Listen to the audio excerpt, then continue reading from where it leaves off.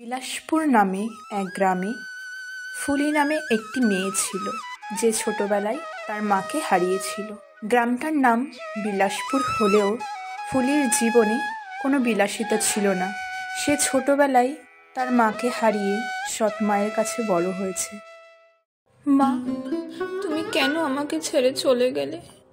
কেন কেন আমাকে ছেড়ে তুমি এইভাবে চলে গেলে? তোমাকে ছাড়া যে আমার একটুও ভালো লাগে না মা। খুব একা একা মনে হয় নিজেকে। এই যে মহারানী, ঘরে বসে কি করা হচ্ছে? হ্যাঁ, বাইরে এত কাজবাজ পড়ে রয়েছে, সেগুলো কে করবে?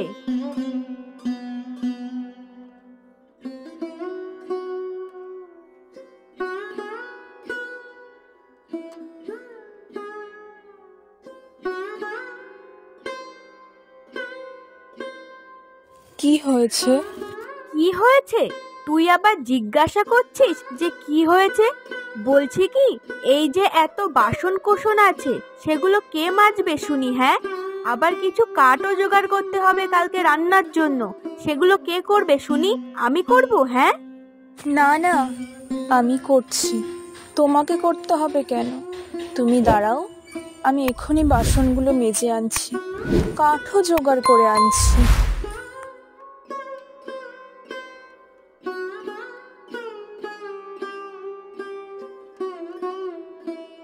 ফুলি, ও ফুলিমা।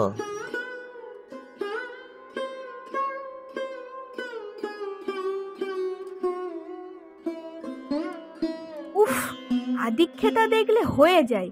তা বলি, এত আদিক্ষেতা দেখাতে হয় কিসের জন্য? হ্যাঁ, যত সব।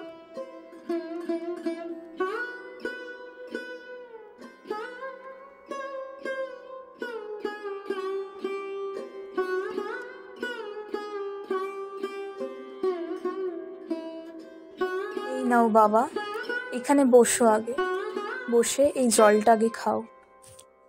ফুলিমা, তোর খুব কষ্ট হচ্ছে বল? তোর এই মা তোকে দিয়ে সারাদিন সব কাজ করায়, আমি সবই জানি মা। না না বাবা, তেমনটা নয় আসলে।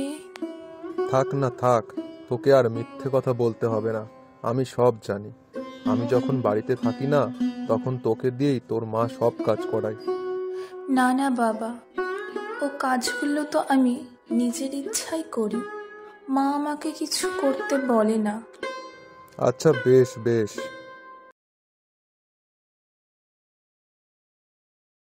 ফুলি, ও ফুলিমা, আয় খেতে আয়।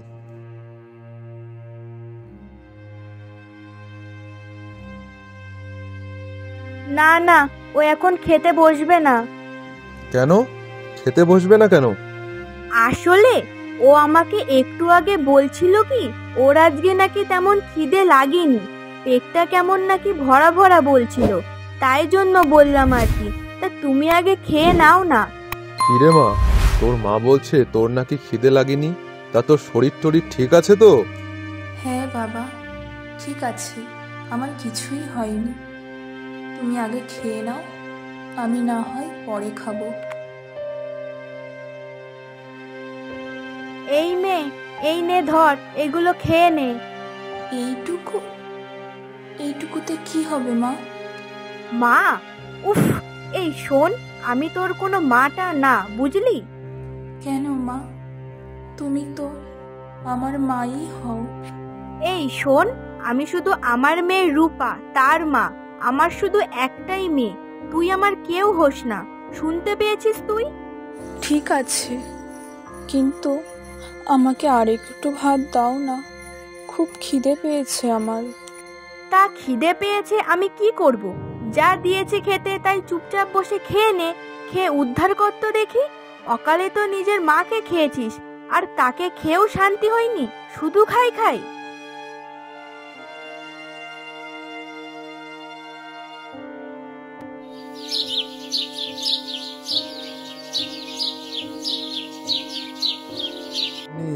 ও গিন্নি, আমি চললাম। আচ্ছা, যাও যাও।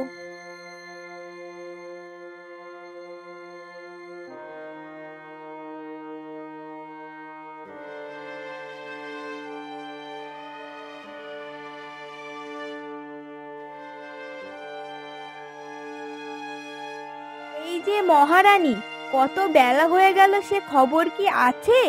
তা বলি কি, এখনো শুয়ে থাকলে কি চলবে? বাড়ির কাজকর্ম করবে কে?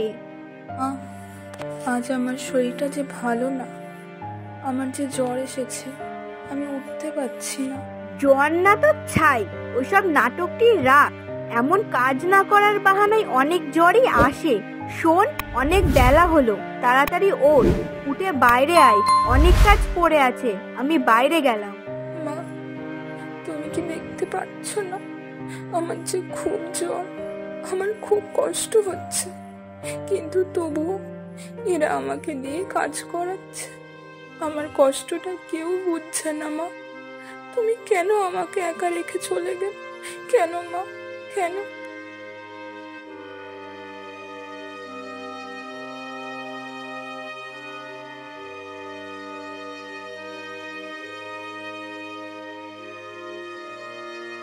বলো মা, আমাকে কি করতে হবে? আবার সেই মা? তোর মুখ থেকে এই মা ডাকটা শুনতেই আমার অসহ্য লাগে। তা বেশ বেশ, যখন মা বলছিস, তাহলে মায়ের কষ্টটা কে বুঝবে বল? যা যা, গিয়ে ঘরের অনেক কাজ পড়ে রয়েছে, সেগুলো কর। যা, এইভাবে হা করে দাঁড়িয়ে আমার কি মুখ দেখছিস? হ্যাঁ হ্যাঁ মা, যাচ্ছি। এই বলে ফুলি কাজ করতে চলে গেল এবং বাড়ির সমস্ত কাজ প্রতিদিনের মতোই করতে লাগলো। আর ওদিকে তার আদরের বোন রূপা তখনও ঘুম থেকে ওঠেইনি।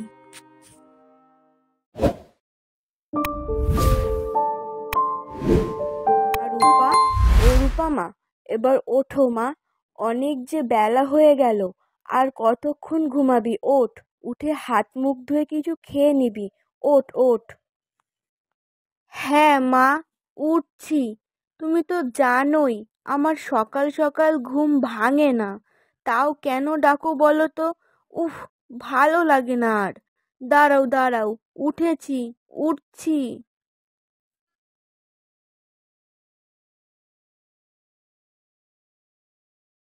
ফুলি, এই ফুলি, আমাকে একটু জল দে তো। রূপা, আমি কিন্তু তোর থেকে যথেষ্ট বড় হই, তাই তুই আমাকে সম্মান দিয়ে কথা বলবি, দিদি বলে ডাকবি আমাকে, বলে দিলাম কিন্তু। দিদি, দিদি না তো ছাই, তুই তো এই বাড়ির একটা চাকর। চাকর বুঝিস তো? চাকর, তুই হচ্ছিস সেটা। রূপা, ঠিক করে কথা বলিস কিন্তু।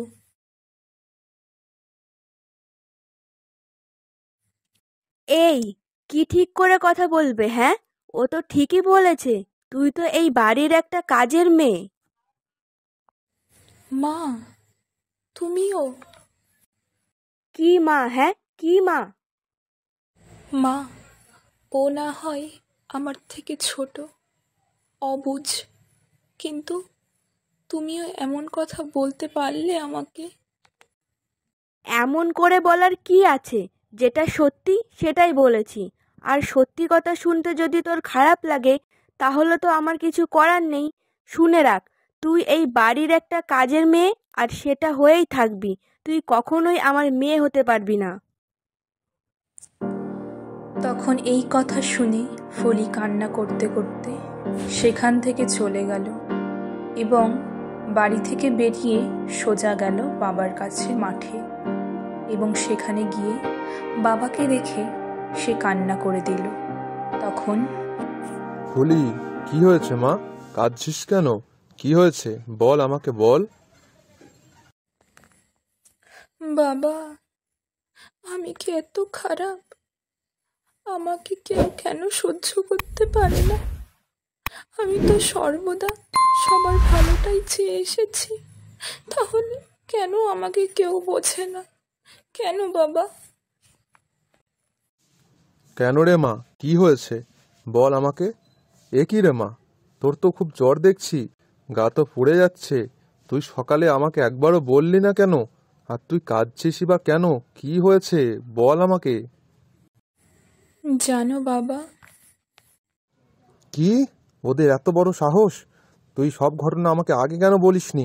চল এক্ষুনি, চল আমার সাথে, আজ ওদের হচ্ছে।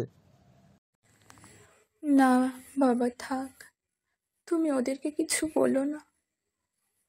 ওরা আমার মা আর বোন হয়। ওরা না হয় আমাকে নিজের কেউ নাই ভাবতে পারে, কিন্তু আমি তো ওদেরকে ভাবি।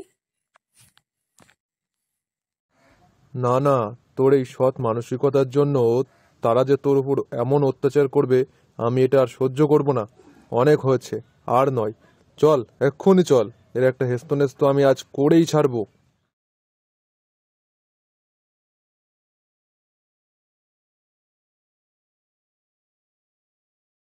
গিন্নি, তোমার এত বড় সাহস হয় কি করে?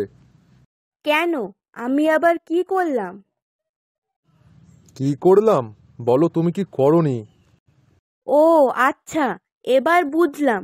তোমার ওই আদরের মেয়ে সব গিয়ে বলেছে না ওর আজকে হচ্ছে। দাঁড়াও। গিন্নি, তোমাকে একদিন না বলেছি ওকে এইসব কোনোদিন বলবে না? যা বলেছি ঠিকই বলেছি, ভুল তো কিছু বলিনি। গিন্নি, আর রূপা তুইও। ফুলি তোর দিদি হয়, তুই সেটা জানিস না? তুই ওর সাথে এমন ব্যবহার যদি আর কোনোদিনও করেছিস, তখন দেখিস। আদিক্ষেতা দেখলে হয়ে যায়। মা মরা মেয়ে, তার উপর আবার দরদ। কই, তুমি তো আমার রূপাকে অতটা ভালোবাসো না, ওর ওপর তো অতটা দরদ দেখাও না। আর এই মা মরা মেয়ের ওপর তোমার যত সব আদিক্ষেতা না। বাবা, তুমি থামো, আর কিছু বলতে হবে না। অনেক বলেছ, আর না। এই, তুই থাম তো। তোর জন্যই যত সব ঝামেলা। নিজে তো অকালে নিজের মাকে খেয়েছিস, আর এখন আমার সংসারে আগুন ধরাচ্ছিস। ঠিক বলেছ মা, ওর জন্যই যত সব ঝামেলা আমাদের বাড়িতে। না হলে বাবা কখনোই আগে এভাবে কথা বলিনি আমার সাথে। এখন দেখো কিভাবে কথা বলছে। তা বলবো না? ফুলি, ও আমার প্রথম সন্তান। ওকে আমি খুব ভালোবাসি, তাই ওর কষ্ট আমি সহ্য করতে পারি না। আর তোমরা ওকে নিজের মনেই করো না। ওকে দিনরাত শুধু কাজ করা। ওর যে জ্বর এসেছে আজকে, সেটা পর্যন্ত তোমরা কেউ দেখোনি। আর রূপা, তুই তোর বোন হোস, তুই দিদির সাথে কোনোদিন আজ পর্যন্ত ভালো ব্যবহার করেছিস? শুধু ওকে হুকুমই করে গেছিস।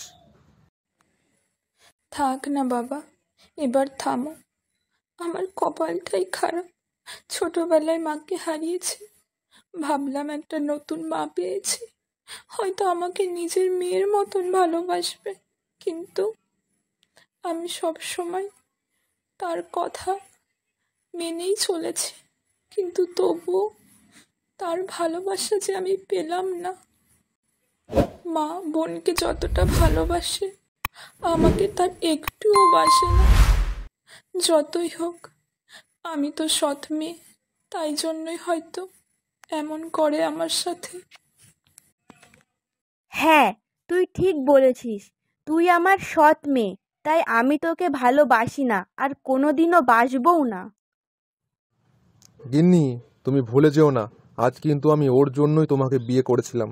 ভেবেছিলাম একটা মা মরা মেয়েকে নতুন একজন মা দিতে পারবো, সেই ভেবেই। কিন্তু তুমি তো তার কিছুই করনি। ছি গিন্নি, ছি। তুমি যে এতটা নির্দয় আমি আগে ভাবিনি। কি? এত বড় কথা? হ্যাঁ গিন্নি, হ্যাঁ।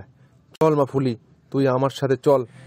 তাই বলে বাবা ও মেয়ে ঘর থেকে বেরিয়ে চলে গেল।